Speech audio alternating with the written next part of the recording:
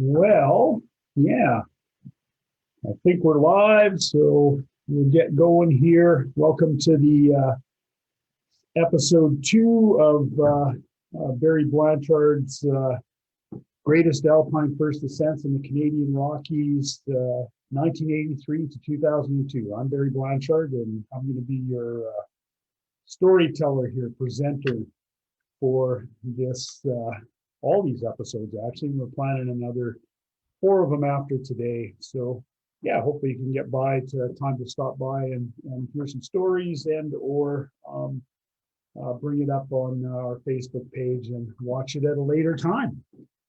So yeah, the first episode ended with Dave Cheesmond, Carl Tobin, and myself returning to Canmore after making the first ascent of the east face of Mount Fay in the Columbia ice fields. And yeah, I'm just going to remember to bring up my chat box here because that's where questions are going to be placed. And you're welcome to enter any questions at any time that you want to ask. And if I don't notice them immediately, I will get to them, maybe at the end. But yeah. 10 days later, after descending from the east face of Mount Fay, Carl Tobin and myself, in the company of George Lowe III, made the first attempt at the northeast face of Mount Chephren. This beautiful face right off the Banff-Jasper Highway. And one of the very first places that a large technical alpine route was put up. And the very first was over here on House Peak in 1967 by Don Vacheroth and Ken Baker and Chick Scott, I'm pretty sure, maybe Charlie Locke.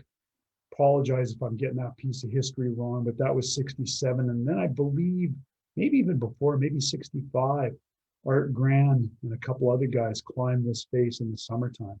But it had never been climbed in the wintertime, and it's a really beautiful face with some just striking and appealing couloirs up here into this fault higher on the mountain. And this is the story about the eventual first ascent of a route that's called the Wild Thing that I'm tracing out with my cursor right now. That by the time we put the route up, I'd spent 15 days of my life on this face putting up this route. So a lot of commitment. Since then, a direct variation to the route has been done. And the amazingly accomplished alpinist Raphael Slawinski tells me that the first part of this route is actually better than Polar Circus, that he would go climb that rather than repeat Polar Circus these days. So I think put together, especially as it has been done in one day. I know that Take, one of our guides, here at the mountain school, or Yamnuska Mountain Adventures, has done that. It's supposed to be just an amazing endeavor. And I think the first one-day ascent of our route, Josh Wharton and Chris Alstrom in the 2000s, but also Raphael and I think it was Philippe, I should remember his name, he guided with us here, Pierre Darbelet. I think they put up this dogleg couloir, and once again, I might be wrong on that. So 3 different variations to routes that are almost a vertical mile, 4,500 feet from these conic glaciers that foot the routes, and those glaciers exist because of spin drifting off of the face, with snow blowing off the top and snowing on the face and all thundering down these couloirs and making these fan glaciers at the base of the routes. Another big one here.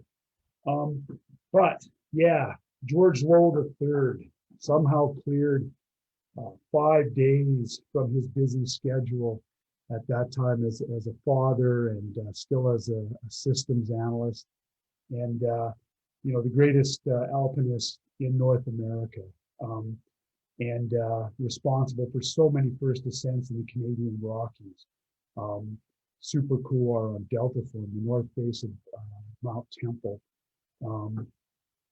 And the north face of Mount Alberta, the north face of North Twin, the north face of Mount Geekie. Like George, man, he was the man. And he thought he would come up and climb with Carl and David, who 6 months earlier, the three of them had been on a Mount Everest expedition to the Kangshung face of Everest and established a route to the summit on the Kangshung face and formed very close partnerships at that time and respect for each other. And so much so the team named the bottom of the Kangshung face this pillar that they managed to nail their way up, the low pillar, in reference and deference to George.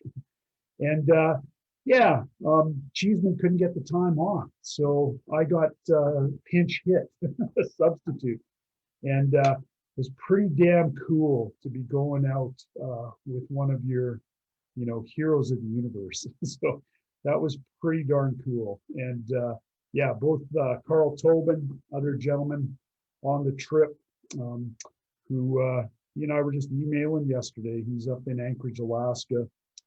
And George Lowe, this force of nature. In this picture here, during the first attempt on the northeast face of Chephren, George was in his early 40s. I think he was just 40 or 41. And the famous helmet that he wore on Alberta and on North Twin, that Jock Glidden's wife had put this art onto the helmets of Jock and George. And Jock actually just recently passed, just within the last quarter of a year.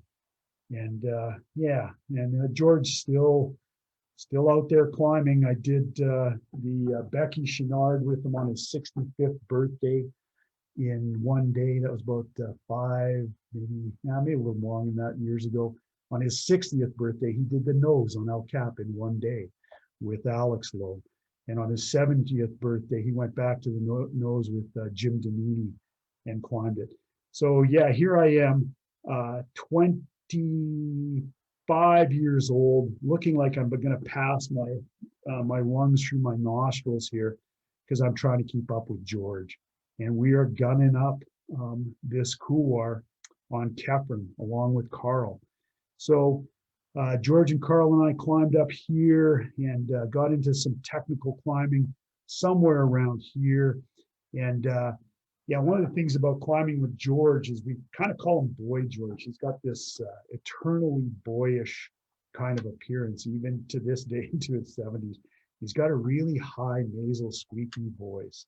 And love the man dearly, but some of the famous George Lowe lines I got as I was leading up an ice feature, a thin ice feature through this cliff band here, and down from the belay, I get the immortal. These are like, I don't know, they're famous words. Like, hey, Barry, can you get any pitons in up there?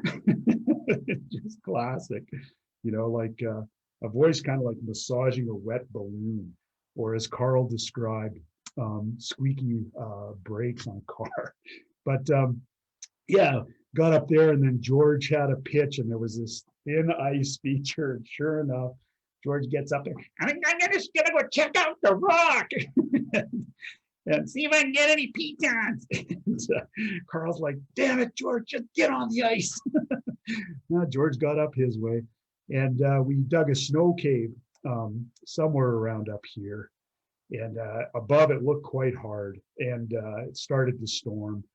And we spent a whole day in the snow cave. And initially, when we're digging the snow cave late in the day, dark outside, it's starting to snow and storm. And we're digging the snow cave, and we've got the blades that attach to our ice axes, the shovel blades. And, George has got the blade. And I think I said to him, I had a blade too. And I said, oh, yeah, like make the corners 90 degrees. That'll give us a lot more room. I know what to do. So, a little bit of a bark. But the next day in the snow cave was pretty darn cool. We told stories all day and shared routes, especially I had made the third ascent of the north face of Mount Alberta, one of George's masterpieces globally. And like George, had led a lot of the pitches So it was pretty cool to trade notes with George about, the crux and how the route had unfolded for my buddy Greg Cron and I. Yeah, stormed all that day, and I started to argue late in the day, not argue, but say, hey guys, I think we got to retreat tomorrow. It's storming. We can hear the spindrift avalanches thundering down these couloirs like freight trains. We can feel the vibration through the snow cave. And we are sleeping clipped in our sleeping bags, stove inside, harness, all that kind of stuff. And, I'm saying, I think we can go down. I was on a Mount Everest trip the next year, 1986, the Everest Light Expedition. And at that point, I think I drank the Kool-Aid that, Everest was some big important mountain, which it is. It's the highest peak on Earth. Pretty cool from that aspect, and pretty cool the route that they put up on the east face of Everest. It's nice to see some technical climbing on Everest rather than walking up ski slopes attached to a Jumar and a line of a Congo line with several hundred people. But yeah, George said something to me late in the day as they were kind of saying, okay, we'll retreat in the morning. Great, I can make it to my Everest meeting. Important to me. George said, You should stay up here. This is where it's at. and it was so true that that type of technical alpinism is where it's at least for me. And yeah, I wish now one of the regrets I have in life is not staying in that snow cave and waiting another day or two and blowing off the Everest meeting and maybe making the first ascent of the northeast face of Mount Chephren with George and Carl. But didn't happen. Oh yeah, look at that.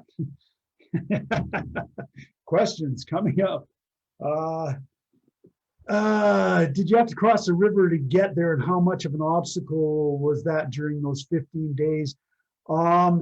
Never an obstacle, always a way over the river, but for the life of me, I can't remember, always a snow bridge or some way over the river. And I think we identified since then a more direct creek approach. Raphael identified a more direct creek approach, which will put you there even faster. And it is absolutely amazing, Chephren and then the peak in the back, Howes Peak, how you can leave the car on the 93 highway and within 2 to 3 hours for Howes Peak, which is farther back, a little less time for Chephren, you're in the big alpine, like big glaciated peaks with big faces. And yeah, amazing to have that kind of access. And that's one of the things that Carl Tobin, having done his climbing in Alaska, really noticed about the Canadian Rockies, that, this terrain is just so accessible here. Do you have to cross the river? Yeah. No, got that one. Cool. So that was in mid-March, late March, we made that attempt. And then I went back about 2 weeks later in April it was late. The first attempt was March 9th to 13th, 1984. Then the second attempt, no, that was Mount Fay. So the first attempt on Chephren with Carl and George and I was March 23rd to 26th.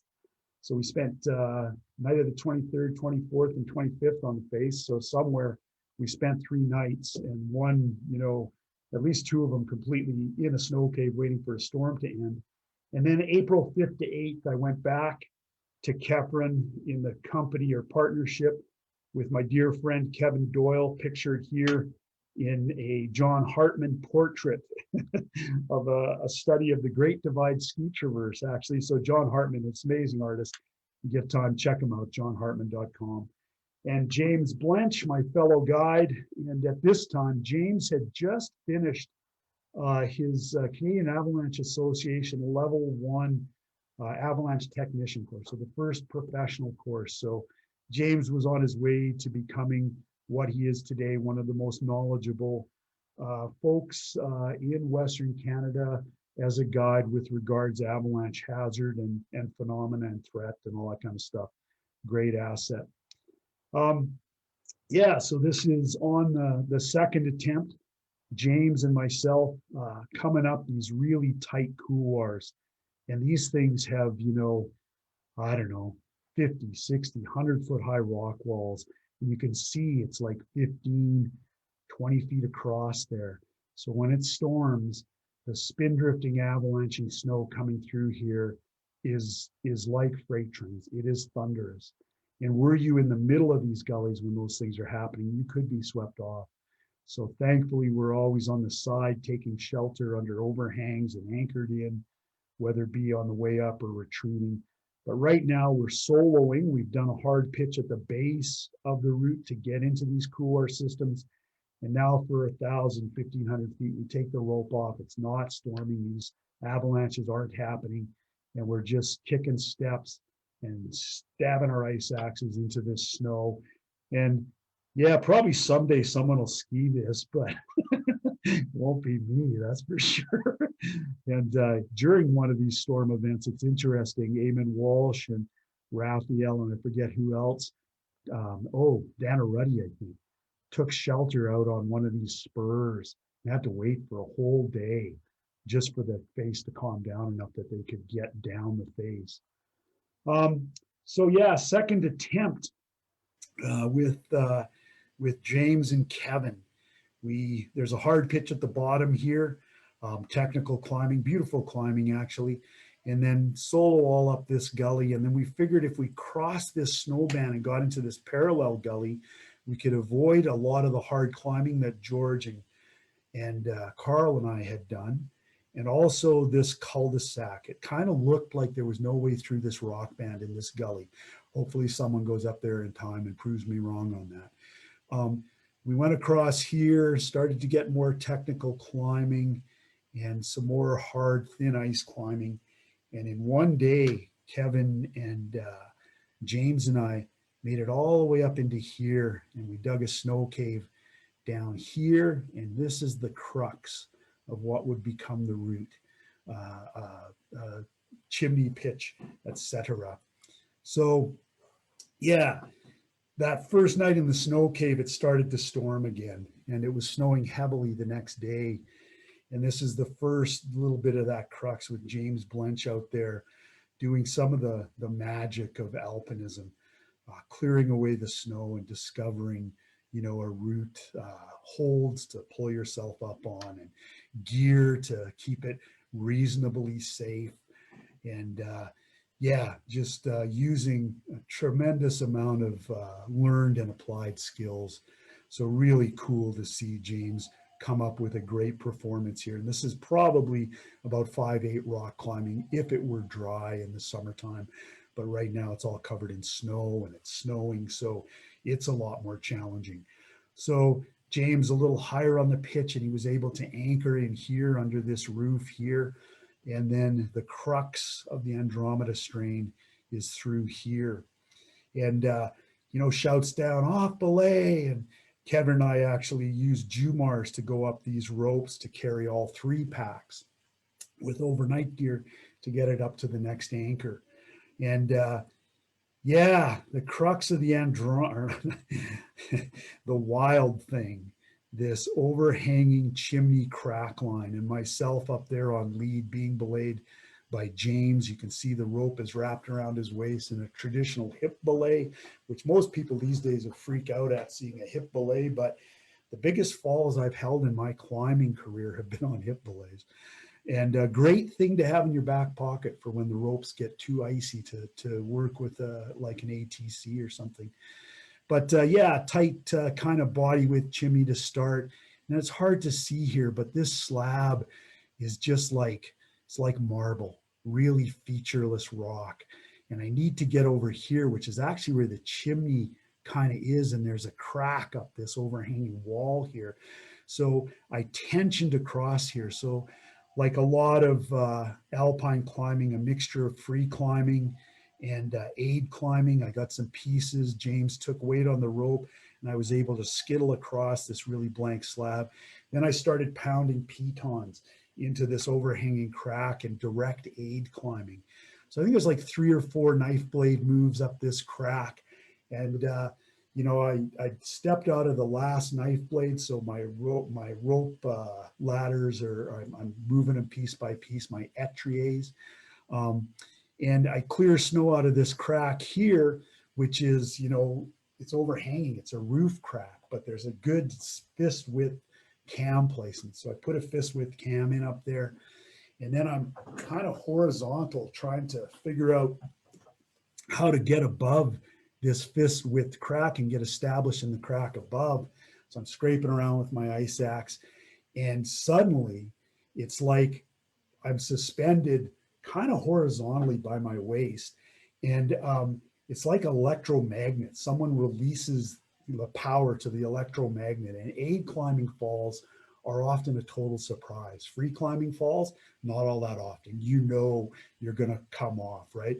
Maybe you break a hold or you blow a foot or something. It's a surprise. But aid climbing, not a whole bunch of warning. And immediately, like, you're in the air, and, I'm whipping down back towards the highway, and I'm sure I'm shouting and screaming some. And, the knife blades just start pinging out of this crack, like bing, bing, bing, bing, bing.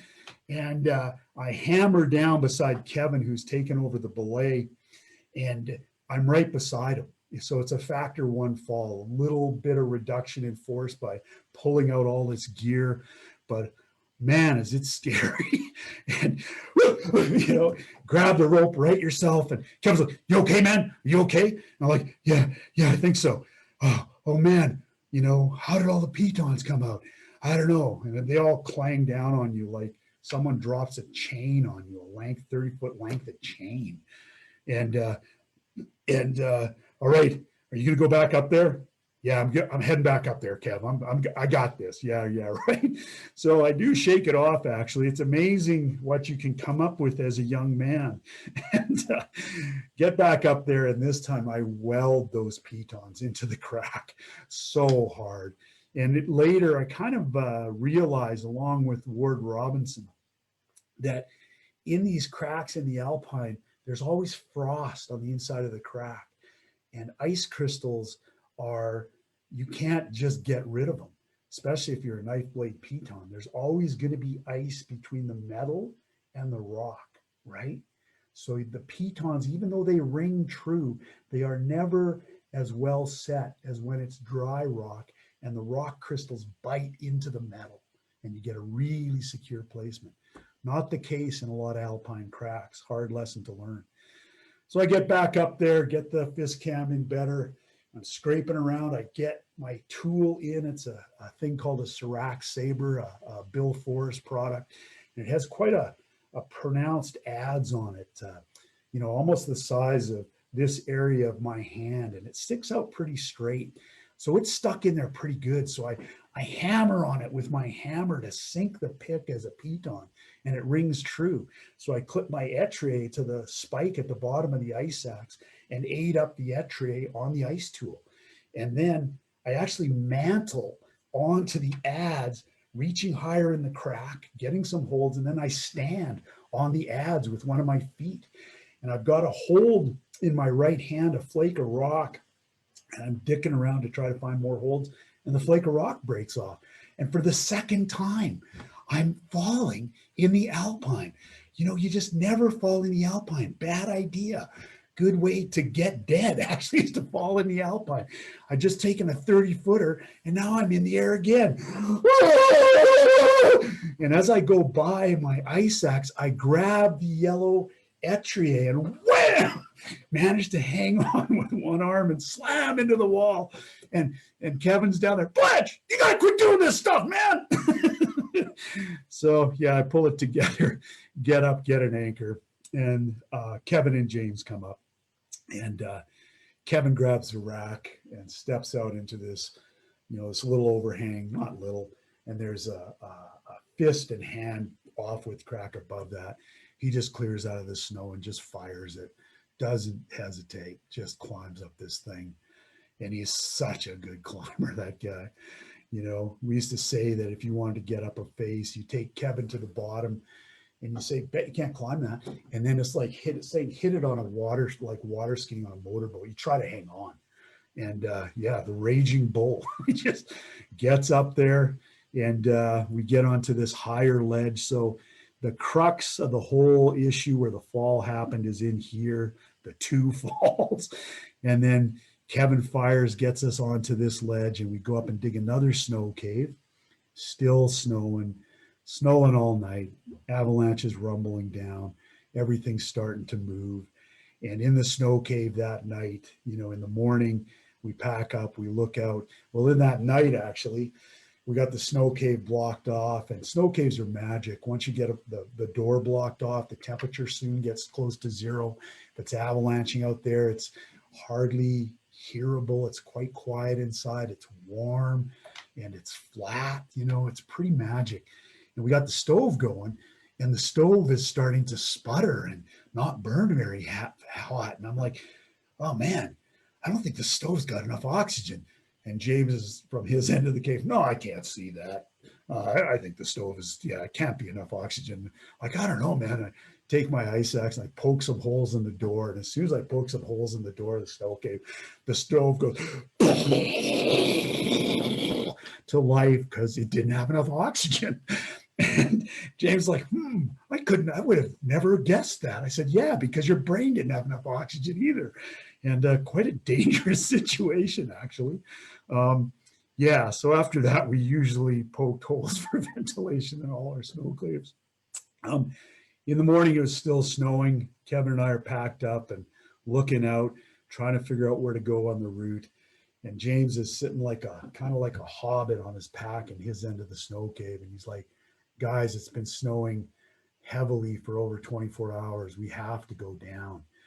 And, you know, we have a bit of a conversation. And I remember Kevin saying, yeah, okay, well, I'll go down, you know, if you think that's what we should do. And I'm like, you know, Kevin, James just took his level 1 professional course. He knows what he's talking about. We should get out of here. And Kevin says, yeah, okay, we'll go down, but we get up this thing. That's just what I'm saying. Okay, we could get up this thing. So we start traversing this ledge, and we traverse acres and acres of unsupported 45-degree, you know, avalanche prone slopes. And was that better than going up the gully? Very good question. You'd have to get down off the top, right? So you put in gear, you traverse rope length after rope length, and thankfully no slab avalanches occur. Could they occur there? Maybe under certain conditions, but so much spin drifting kind of situation that a snowpack gets developed by compressing snow. So different story than what would be down here, where, you know, more proper snowpack and more proper avalanche problems would develop. But anyways, we traverse all the way across here, get out here, rappel half a dozen rappels down here. One of them a big block that I rope off with a 5mm prusik that Kevin watches flexing over the corner of the block, adds more material, comes down and says, Blanche, I'm never wrapping off that stuff again, man. Like, we're using 7mm or 8mm or webbing, man. So, okay. And we walk along for a long ways out over here. And then we get into one of these gullies way the heck over here. And we start bum sliding. And we're losing, you know, I don't know, 1,000 feet in a minute, just bum sliding along. And Kevin is always the fastest on all types of mountain terrain. Doesn't matter what it is, bum sliding notwithstanding. And he's out in front of James and I bum sliding along. Suddenly he jumps up and he's waving his arms like, stop, stop, stop. And James and I put on the brakes and I skid in like skidding into home plate and stand up. And James comes in. And we look and we're on top of a grade 4 water ice pitch. And we still get giddy and like, glad we didn't bum slide over that. Eh? Yeah, that'd wreck a guy's day. And we put in a rappel and rappel that and then do more bum sliding. And we get down into the forest above the Mistaya River. And our skis are way over here below the route. And we're, I don't know, a mile, kilometer and a half down here. We don't have skis, and it's April. Is it April? Yeah, it is April. And it's sick getting across the valley floor. You know, you're into your waist every step. Kevin and I break boughs off of Engelmann spruce trees and tie them to our feet to make snowshoes. and it doesn't work. James just keeps slogging until we finally get to the highway, and just a tremendous amount of work. So yeah, that was the end of the second attempt. But something I didn't mention, while James was starting the ledge traverse, Kevin took slack and went out over here and looked up. I remember him, his jaw thrust up like Batman looking into the Gotham sky of like snow falling like ash from a forest fire. And he comes back and says, "It's there, Blanche. I saw it. There's a strip of ice up there, man. Yeah, it's there. We get up this thing." So yeah, with that knowledge, we came back later in the month, Dave Cheesmond, Tim Friesen, Kevin and myself, and we skied up, and we were able to retrieve Kevin and my skis from the previous attempt because we got up to the base and the whole face was falling apart. It was too warm. So we didn't even get on the face. So the third attempt kind of turned around on the approach slopes. So that was 1984, March and April. And I didn't get back to Chephren until 1987, it being a winter route.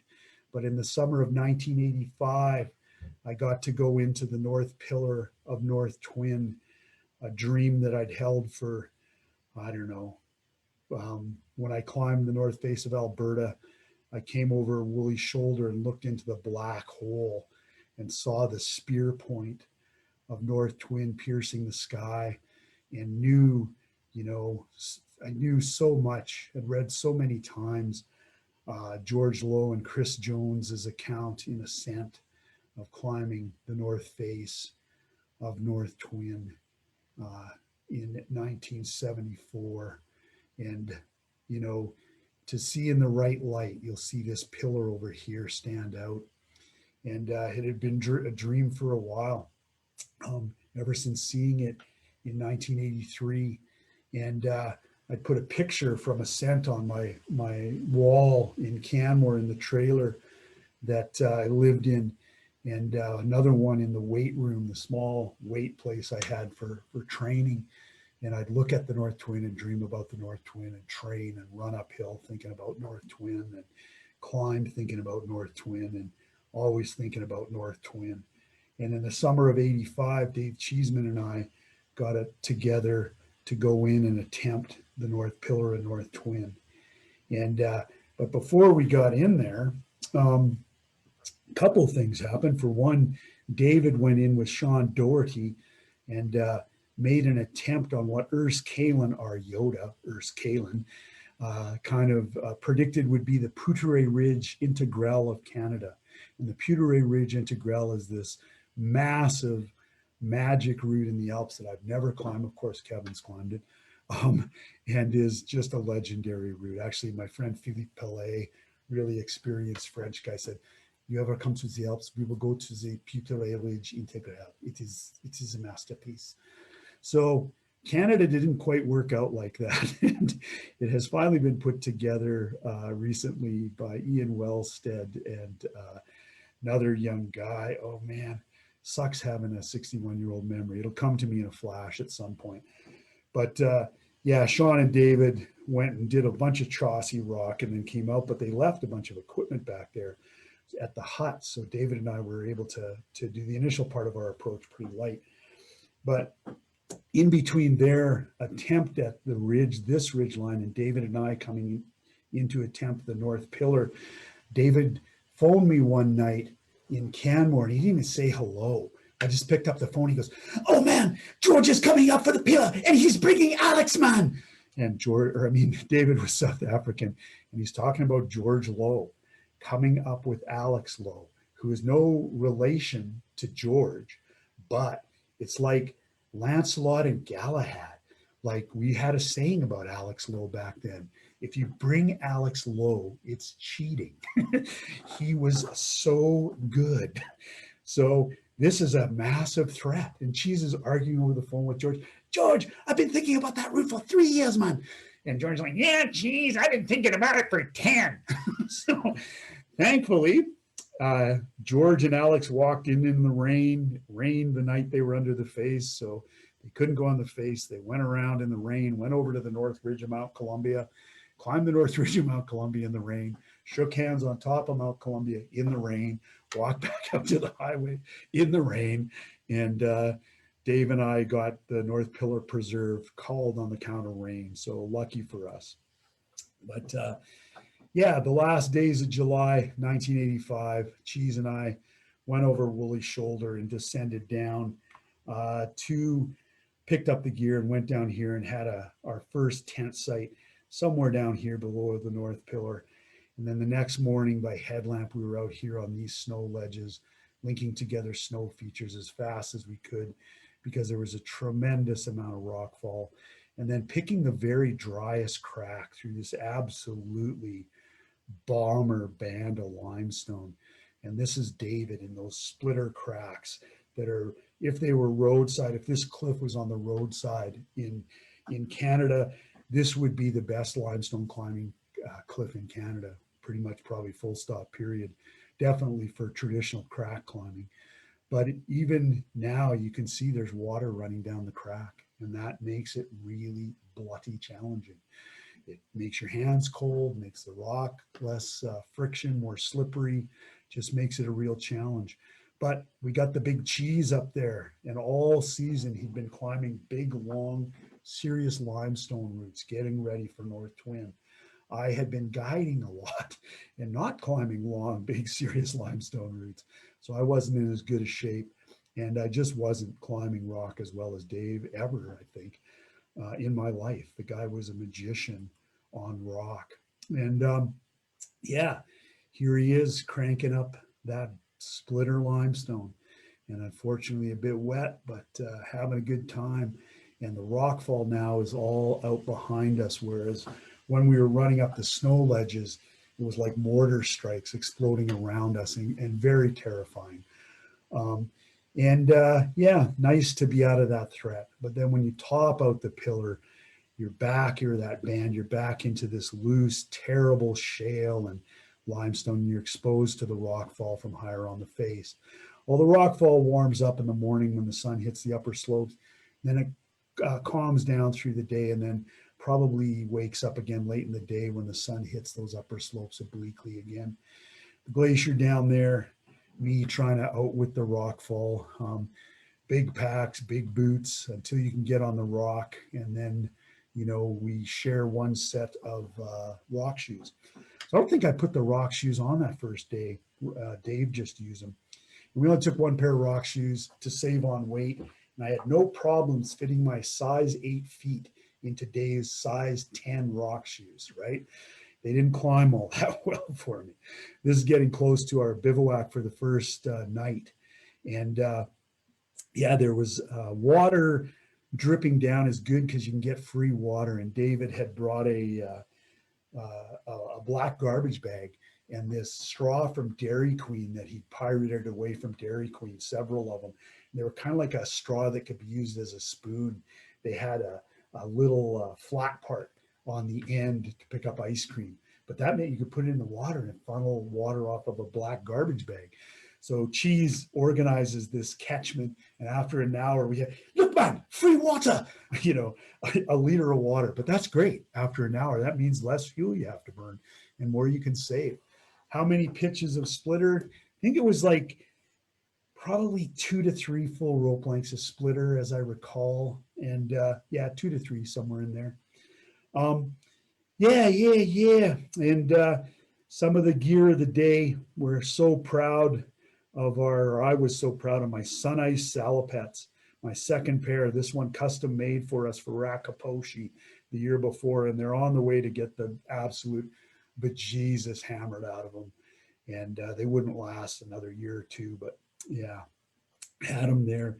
Lots of pitons, first generation friends, and a Chacal ice axe, probably still Forest Safe Stubais. We had Stubais by then.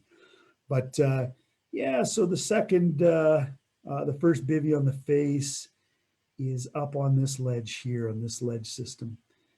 And yeah. Cool. So the next day I started off on easier stuff in my big boots, and then took over Dave's rock shoes. And this is actually, yeah, it's me actually Dave usually had his gaiters on. Maybe it's Dave. It's hard to tell. We both wore the same stuff.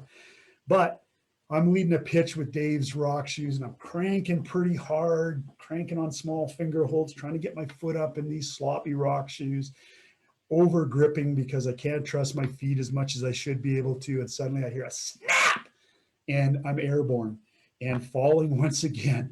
And a rock hold under a foot has broken, and that has overloaded my hand. And this tendon in my ring finger has snapped. That was the loud snap. And I take, I don't know, 15, 20 footer. And no, I didn't. I grabbed a sling again. That's right. As I fell past the next piece, I grabbed a sling and hung on and didn't end up weighting the rope. But the rock hold I'd broken off, I remember it revolving down, accelerating and nailing Dave in the thigh because he was sitting looking out, and hit him right in the thigh. And I saw him go, and, you know, geez, are you okay? Are you okay? Oh, yeah, man. Yeah. Are you okay? You know, I kind of lie. Yeah, I'm fine. Oh, man, not fine. I'm kind of freaked out. And then I see Cheese rubbing his thighs like, are you okay, man? And I see him choke on his complaints. Like, you know, I would have been screaming and yelling my head off and cursing, but that's rude in the Cheesmond playbook. And you don't be rude. So he chokes back all of this stuff and just says, come on, it's okay. Are you coming down, man? And I come down, and, you know, we switch. You know, my finger's blue now, and, you know, can't climb. I got to tape it to my other finger. Can't climb the hard rock. So Dave takes over on the lead on all the hard rock. And I figure he led somewhere around 25 pitches on the North Pillar and North Twin. And on the hard stuff, every time I'd get up to him at the end of a hard pitch, I'd say, how hard was it? And he'd say, oh, 510, man. It was 510. And the only thing that would change would be the suffix. Like, it was 10A, man. Oh, that was 10B. Oh, that one was really hard, Blanch. It was 10C.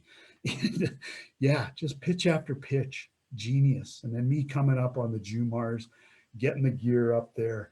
And our second night, just below an ice face that marks halfway on the route, and had to spend a fair amount of time constructing a ledge where we could sit down. But I could climb up onto the ice and anchor a couple ice screws to combine with our rock anchorage and chip away at ice and get below the dirty stuff that looks like it's had coal dust or wood chips thrown out on it. Get down to the clean ice and get that to melt for our cooking and making food and water that night. And our little Markeel stoves that we used to use with Blue A, with copper tubing that we pound flat to get heat from the burner around the cylinder and make it burn more efficiently. And looking across at Mount Alberta. Mount Alberta is just on the other side there, across Habel Creek, named after Gene Habel, who came up there in the early 1900s. He's, I think, an Austrian guy. And we named a mountain after him. And the First World War broke out. We didn't like Gene very much anymore because he's Austrian. So he took the name away. And I think in the last 20 years, we gave the name back. Mount Habel on the Wapta ice field. So Dave and I are bivvied right here. And the next day, we're going to shoot up this ice face here. And then we're going to get onto the upper pillar, this thing that catches light in the early morning light and just stands out so remarkably. When Marco Preso came over Woolly's shoulder in the early morning light and saw it, he said, that was the line. That was the line. And he and Steve House climbed the face in 2004 in the wintertime, kind of going here and then getting on George and Chris's route. And then what other ascent in the later 2010 maybe, Josh Wharton and Johnny Walsh repeated the North Pillar, North Twin. So the face has had 4 ascents. There you go. Yeah, so here's that ice arête leading up to the upper head wall, and where it all gets so very, very steep. And Dave keeps doing his incredible magic. 510A, man, 510B, man, 510C. And I follow up on Jumars, Cheese out in the lead. And late in the day, so this would be our first, second, third day on the face. And it's starting to get looking like it's going to storm. And I come up to Dave and I say to him, do you have any ideas how we're going to chop a bivy ledge in solid rock, Cheesmond? And he says, no, but I think we should go check out that hole over there, man. And, you know, I go traverse over, and he'd spotted this hole in the wall. And I get in there, and it's this natural cave, and no one else is. Well, there's only been 2 other people who tried to find it. I think maybe Ian Wellstead and Chris Brazo might have got up that high before Ian took a rock to the shoulder and broke his shoulder blade, and they had to retreat, which was an amazing piece of mountaineering in itself. But it might have fallen off. I don't know. It was there for us. I get in there. There's a roof over our heads with a crack. There's ice on the floor. We can get in there, put cams in this crack, break ice off the floor to melt, and we can put our little tent in there like a mosquito netting, crawl in, and sleep snugs as bugs in a rug. And it went off that night. Outside, it was like Mary Shelley's Frankenstein. Lightning strikes and hail and, you know, slashing rain, and just looked real scary. But we were in there, and we'd get the explosive incendiary bursts of the white light of lightning. But yeah, we were so comfortable. We didn't sleep tied in that night. We took our harnesses off and just had this, you know, dry, safe night when all hell was breaking loose outside. Thankfully, in the morning, all hell had turned to rain in the night, and it dried out, and we were able to start climbing Mount Alberta as that night was coming on. And then Cheese going out on one of the harder, everything got so steep. And I remember the ropes arcing out from our cave in this belly of 10 meters with no gear. He just couldn't get any gear. And he's climbing this difficult, you know, off with this crack.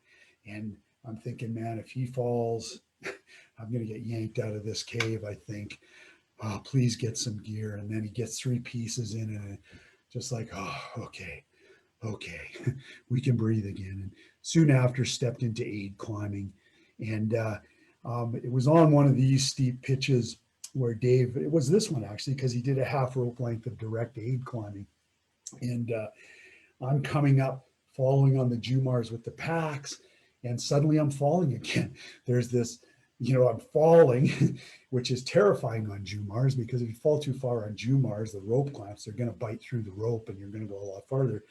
But there's this big black shadow as I fall. It goes whizzing by me, just starting to slice air, like, and I think, oh my God, it's David. And then I look and hammer down, start a bit of screaming, and look down, and it's a rock, a flake of rock that's spinning off through space. And down there somewhere, it hammers into the wall and explodes, and then goes out and just pockmarks the glacier. All these explosions, and then it's quiet, except for David and I shouting. It's like, Barry, man, you have to get your weight off the rope, man. Get your weight off the rope. And I Jumar up a bit, get to some pieces, get myself secured to the pieces. Okay, Cheese. And the rope relaxes, and I hear Dave putting in more gear up there. Like, what happened? Part of the anchor broke, man. Part of the anchor broke. And I Jumar up there, and David actually hauled the packs on that pitch. I didn't have them. And one of the great things above the cave was the hauling was really easy a lot of the time, because you'd let go of the 2 packs on the one rope, and they'd go out into space. They'd go out 2 or 3 meters that way, and you could haul them with no resistance because it was overhanging. So yeah, I get up there, and you know, there was a cam that was a principal part of the anchor, and the weight of me Jumaring on it fractured this side of the crack off, and that's the flake that I saw flip by me. So there's this coffee table sized white scar freshly exposed, and David's added some more gear, and he's telling me the story, but it's hard for me to hear because I'm hammering in pitons and they're ringing so loud that I can't really hear David's voice. And yeah, our failing anchor fiasco, always an adventure, but part of the adventure is this ground that has never been touched by human hands. So yeah, a little later on, above the failing anchor fiasco, I remember being at a belay while Dave was up doing his magic again. And you know, the sun and the heat is melting water off the upper snowfields. coming to the apex of the face because it's got a real changeover point, and this curtain of raindrops, hundreds of thousands of raindrops are, 100 feet out behind my shoulder in the middle of the face, but they're behind me. They're lit by sun. And it's just this curtain of diamonds. And any rockfall is way out there. Every so often we hear it, but it has nothing to do with us. And it's just such an adventurous place that I belted out, the first, the chorus of Northwest Passage by Stan Rogers. Oh, for just one time, I would take the Northwest Passage. And it rings around the amphitheater, and it feels so cool. What was even more cool is when I wrote my book, The Calling, my publisher got a hold of Stan Rogers' widow and got the rights to use that stanza in the book. And that is a Canadian. Wow, that's pretty damn cool. That's like playing hockey with Gretzky. So, yeah, David on our last bivouac, and the cheese, the big cheese, the fox, and quite a bivouac it was. And it all came down. We had a rope fixed around the corner, and then there was a question mark. And the question mark was, could we get off the face, make the transition point where those raindrops had rained off of? And we didn't know. And that night, the raindrops were raining on us. And, I had my left butt cheek in a crack in my back on this little tiny ledge we had, and my feet suspended in slings inside my pack, trying to, make myself as comfortable overnight as I could, as was David. And then in the morning, he disappears. So we're in a bivouac right here. And in the morning, he disappears around the corner, and the rope starts going out. And at about 130 feet of rope out, things are starting to get slow and the rope's not moving. And I hear him shout back, "Watch me, Blanche, watch me. I'm going to fall, man. I'm going to fall." And I'm like, oh my God, she's going to fall. And then the rope starts to jitter out, like, okay. And then it moves a bit quicker, like, cool. And then it's moving pretty quick. And I hear yipping and yapping and yahooing, and I know he's made it over the breakover point. He's up onto the shallower ground. We're off of the North Pillar. And I get up to him, and as I come over the breakover point, I'm gripped out of my tree because I'm on Jumars. I got a pack, and the rope that's normally the width of a felt marker is now the width of a ballpoint pen because there's so much line tension, and there's some natural rock fall around. One of these rocks hit the rope. Oh God, so much to worry about. But I get up to Cheese, and he's like, "We got it, man. We keep a cool tool for 12 hours. We out of here, man." I say, "How was it?" "Oh, 510D, man, 510D. The only pitch on the pillar that he rated 510D, Josh Wharton and Johnny Walsh figured it was 11C. So Cheesmond 5D, such a sandbag. And now we join, X number of pitches up here. We still have a dozen pitches to do to get to the top of Twins Tower. And we join the ridge that Abrams and party climbed. Dick Milliken and another guy, man, couple brothers, Pierre Carmen. They designed the gators I had early on in my career. And this is North Twin proper. And we're eventually going to get across here and then traverse this bench and head over for our descent. But still an alpine route to do way above the black hole. And the stuff that those guys climbed in 68, pretty amazing. And then eventually there's the Ursa's Poudre Ridge Integral of Canada with the Athabasca River down below. And us getting to the top of the North Pillar and North Twin.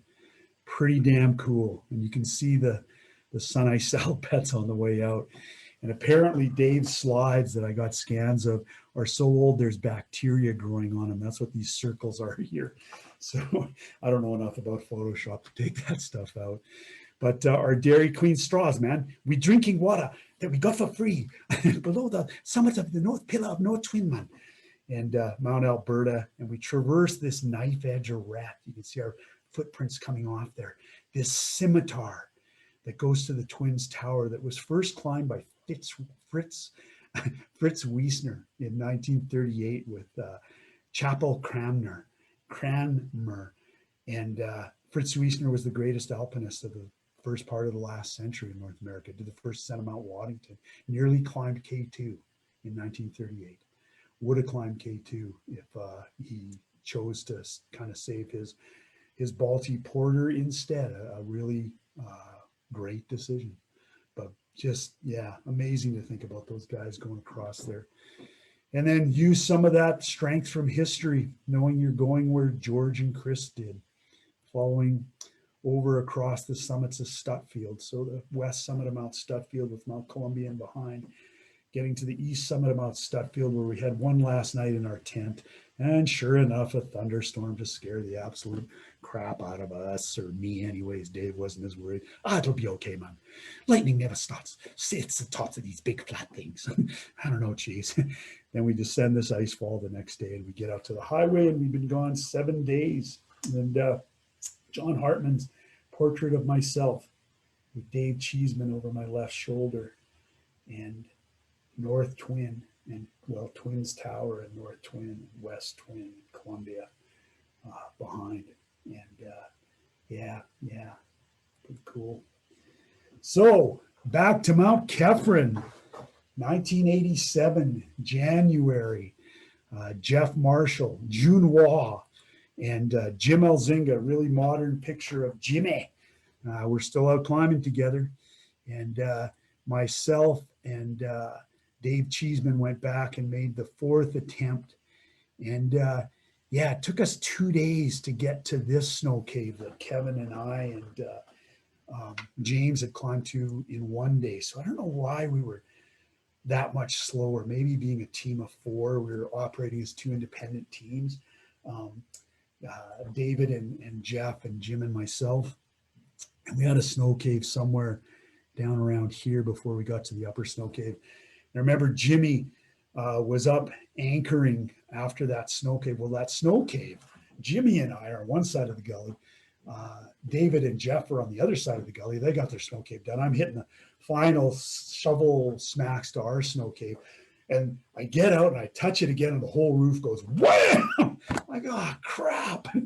Not only would it really hurt if you were in there, but now we got to dig a whole nother snow cave, and they take a couple hours to dig. So whole bunch of work before we can get to sleep. And then the next day, Jimmy's out here somewhere getting an anchor in the rock, pounding away on a piton. You know, we don't have gear between us. We just dragging the ropes, and it's time to switch to technical 5th class climbing. And he's hammering away in this snow mushroom above his head, breaks off the wall and comes down and hits him in the top of the head, and he's KO'd. He's knocked out for like a nanosecond, a couple heartbeats. He just goes ragdoll limp and hits the snow and starts sliding. And I'm like, Jay! And I run towards him to grab him, and he comes to and like gets his ice axes in, stops sliding. That was a good thing. And yeah, we got up to a snow cave up here somewhere, storming, and we retreated down these gullies with these huge thundering avalanches. You'd look up, you'd hear it, you'd look up, and you see the cumulus cell billowing out from the upper wall. Start screaming and shouting, avalanche, here it comes. You know, we're on the side, we cower, and minutes and minutes of this stuff thundering by. Kind of an important survival lesson that I would play forward to the Rupal Face in Nanga Parbat the next year, and really help survive getting out of the Merkel Gully in much the same conditions. But anyways, Jeff and Jimmy and I and David, that attempt was in January. And I remember Ward Robinson, who I was just getting to know at that time, when I came down and got back to Calgary, he got a hold of me. He was living in Banff. He said, man, I was worried about you guys when I saw that storm, thinking about you up there on that face. And yeah, party. Yeah, it is. It's a party picture from a little after that time. This would be the early, I think it'd be the early '90s. No, that's the mid late '90s. So a little ways down the road. But my dear friend Kevin Doyle my dear friend Ward Robinson and my dear friend Peter Arbic. And yeah, Ward Robinson, we always said little, Robert Redford's little brother goes alpine, because he's such a handsome guy. I mean, he looks like Robert Redford. So anyways, in I think it was March, no, it's February. Peter and Ward were deciding to go up on Chephren, and they were in the climbing shop, the Wild Boys in Calgary, that David Cheesmond started. It was going to be his exit from his engineering career to get into a lifestyle that would allow him more time to climb.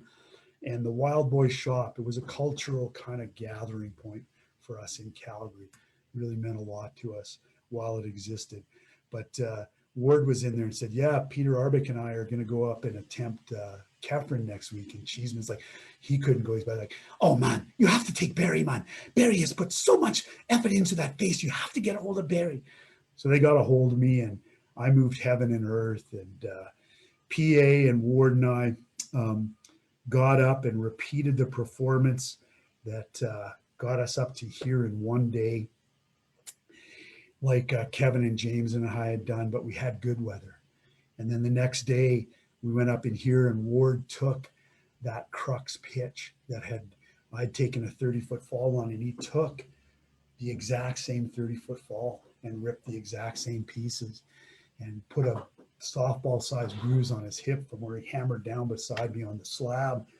And, like, oh man, how did I rip so many pieces? And yeah, I don't know, and that's when we figured out the frost and the cracks. So Ward went back up there and hammered it in and did the pitch. And I said to Pete at the blade, I think he did that just to make me feel better about mine. Pete, my 30-foot whipper, Pete looked at me, he goes, I don't think so, man. So we get up, we get the snow cave up here. I did the pitch that Kevin did, and I was a little freaked out. I remember thinking, I should ask Ward, or no, Ward's burnt. I should ask PA to take this pitch, but it was my pitch. And then I thought, man, suck it up. Do what Kevin did. Get up there and fire. Get some Kevin energy here. And I did, I don't know if I was fiery as Kevin. I got up the pitch, let it well, got us an amazingly secure anchor, came up, got the next snow cave. And then the next day we got up into that strip of ice that Kevin had spotted, and the climbing was magic. We followed this 1 meter strip wide ice for 5 pitches right up to the very top of Mount Chephren. And we had a bivouac just off the top of Mount Chephren. And then on the 4th day, which would have been the 15th day of my life on this wall, we descended here and then came down this huge couloir that I think people have probably skied by now. If they haven't, they should. That's one they should ski. And came out here. Our skis were kind of right there. We had to walk a break trail for about 100 meters to get to our skis. And it was a great trip down here, because Ward and I looked at Howe's Peak on the way down and saw this line here. And the next winter, Ward and I would go, and that's the next episode in this series, Ward and I putting up the north face of Howe's Peak in the winter of 1988. So yeah, a more modern picture of me and Ward. And this is just a couple years ago in Vancouver. My dear buddy Ward Robinson. Toughest guy I've ever been in the mountains with. Just so bloody tough. And he looks like Robert Redford. So I think that is all I got to say today. And yeah. If anyone has any questions, please feel free to put them in the chat. And thank you for showing up here. And we'll do this again in a couple weeks' time. The 3rd installment is going to be about the first winter ascent on the north face of Edith Cavell, which was a new route actually, Mark a Zorro route. I don't know if anyone will ever repeat it, but it worked for Ward and I. And then a couple days later, the north face of Howe's Peak in the wintertime. So that's the plan. And yeah, If there's no more questions, I think we can call that episode done. So yeah, once again, thanks for coming, and we'll see you hopefully in a couple weeks' time. Take care. Oh, I just got word from my Vanna White, who happens to be Tim Reese. Advice for inspiring. We got one more after this. Oh, inspiring alpinists, not aspiring alpinists, but inspiring alpinists. So maybe it was meant to be for aspiring alpinists. And I gave this advice last one, and that is advice that was given to me in Chamonix in 1980 by the older British guides in the Bar National, the older British alpinists. And that was tread lightly, lad. So take small steps initially. You're going to make mistakes. Make small mistakes. Don't go into the really big stuff and make big mistakes right off the bat. Yeah, so incremental approach to your alpinism. And as far as inspiring alpinists, I would really highly recommend reading some of the really classic works of alpine literature. The White Spider, the seventh grade, the White Spider by Heinrich Herrera, the seventh grade by Reinhold Messner. One Man's Mountains by Tom Patey, which is a really good humorous view at the whole thing. Touching the Void is a great survival story, although it's kind of a little bit of a screw up as an alpinist. Alpine story, definitely some mistakes made. And I'm thinking of one more that, Feeding the Rat. If you can dig up a copy of Feeding the Rat by Al Alvarez, that's a brilliant one. And then a fictional book by James Salter, who's just a brilliant writer, full stop, period. Probably in the same cadre, maybe a cadre down, one floor down in the Tower of Writing from Cormac McCarthy, is Solo Faces. I think you get really inspired by reading those. I'll be hubristic enough to throw in The Calling. Check out The Calling, my book. And where did you learn to yodel? I learned to yodel by listening to Wilf Carter, who is the grandfather of Canadian country music, and oddly enough is from New Brunswick, but wrote some classics like The Shores of Lake Louise and Walking the Streets of Calgary, one of which is Swiss Lullaby. And I learned to yodel by listening to Wilf Carter.